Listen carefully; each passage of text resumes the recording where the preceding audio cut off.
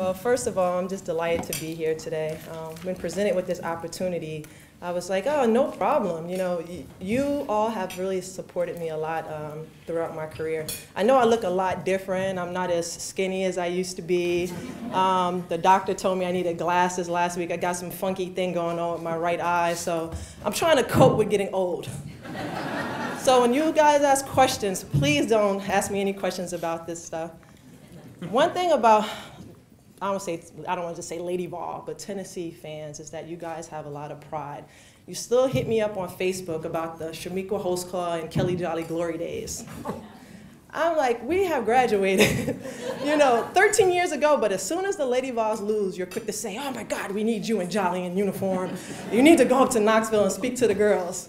But that's the support. That's what this is about, a family. As I was driving here yesterday, I was talking to Terry Fair. He has a football show here, and he's a former ball football player, as you guys know. And he's like, what are you going to talk about, Chamique?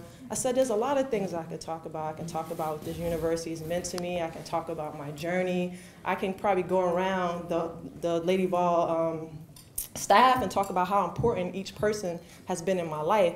But I wanted to talk to you guys today about my journey.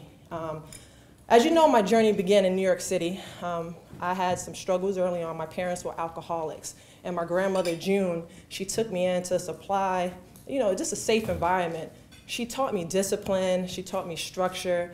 She really stressed education.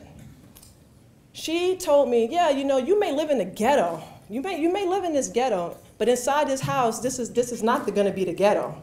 You're going to learn something. You're going to educate yourself. And it's not where you're from, but it's where you're going. My grandmother didn't have the ghetto mentality.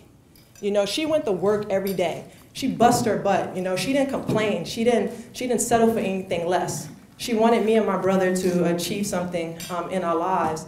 And with the little money that she had, she wanted to make sure I got an education. And she went in those pockets and would save and save to send me to private school.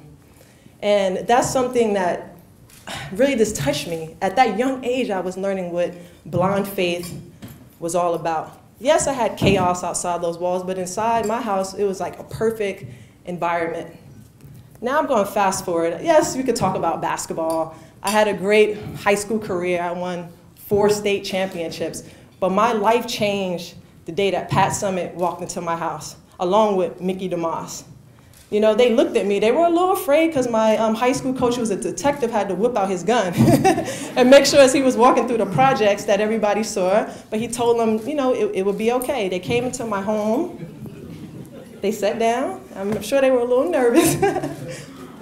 But first question I asked Coach Summitt as she sat there, I said, as soon as we finished talking, they had some water, we sat down in my living room, I was concerned, am I going to play?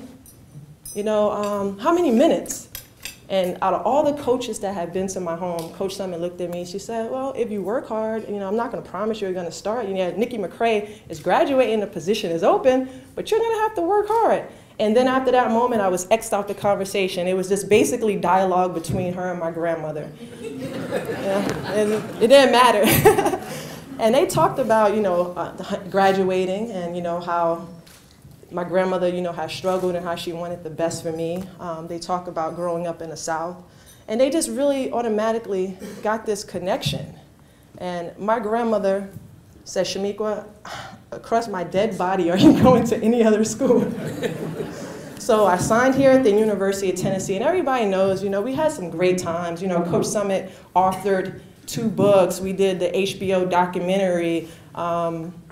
We had Annie Leibovitz, the famous photographer, and one of my favorite, to come shoot us. We were rolling. It was like the Beatles of basketball. Everywhere we went, people wanted a piece of Lady Vols, a piece of Pat Summitt, a piece of Chamique Holdsclaw. It was probably the best time in my life. It was like no worries. It's just getting out there, competing, and having fun. So I went from one protective environment to another.